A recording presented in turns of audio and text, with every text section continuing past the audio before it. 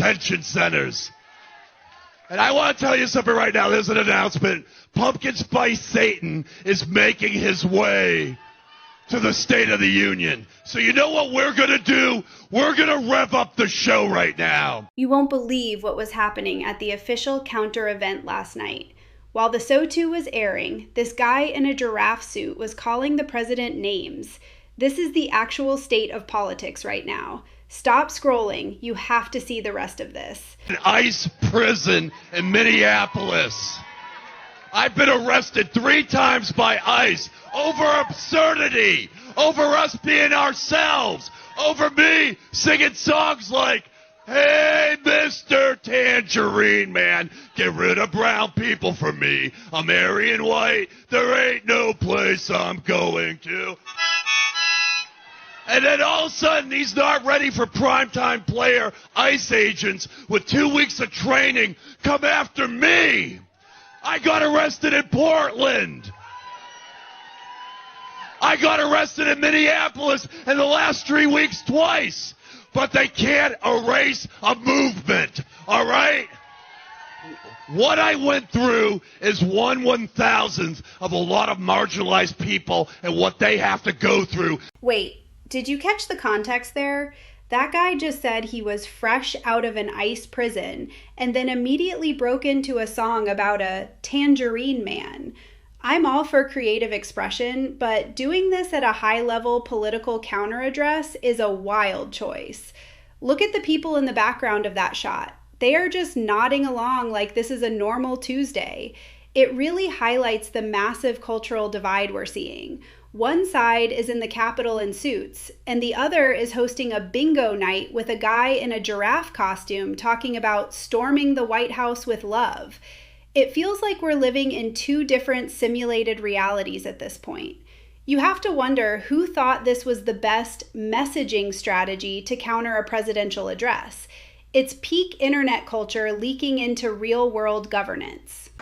Look, nobody stands up. These people are crazy. I'm telling you, they're crazy.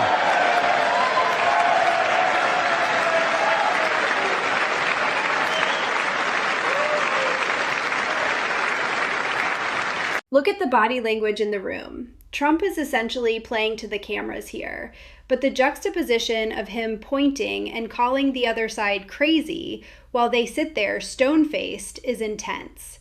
Regardless of your politics, you have to admit he knows how to create a viral moment for his base.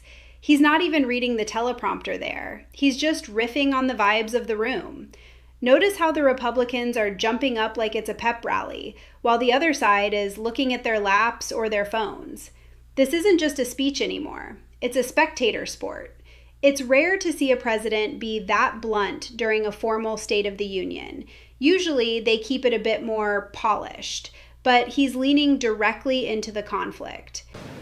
And the reason they don't want to do it, why would anybody not want voter ID? One reason, because they want to cheat. There's only one reason. They make up all excuses. They say it's racist. They come up with things. You almost say, what imagination they have. They want to cheat, they have cheated, and their policy is so bad that the only way they can get elected is to cheat. And we're going to stop it. He really doubled down on the voter ID issue here.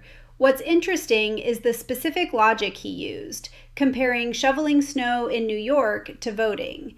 He's trying to make the argument sound like common sense to the average viewer. When he says, there's only one reason they want to cheat, that is the ultimate high-stakes claim. He knows that line is going to be the headline of every news cycle for the next 48 hours. Look at the energy he has in this segment compared to the beginning. He's much more animated when he's talking about election integrity. It's a very tactical move to put the opposition on the defensive on a topic where polling usually shows high public support for ID requirements.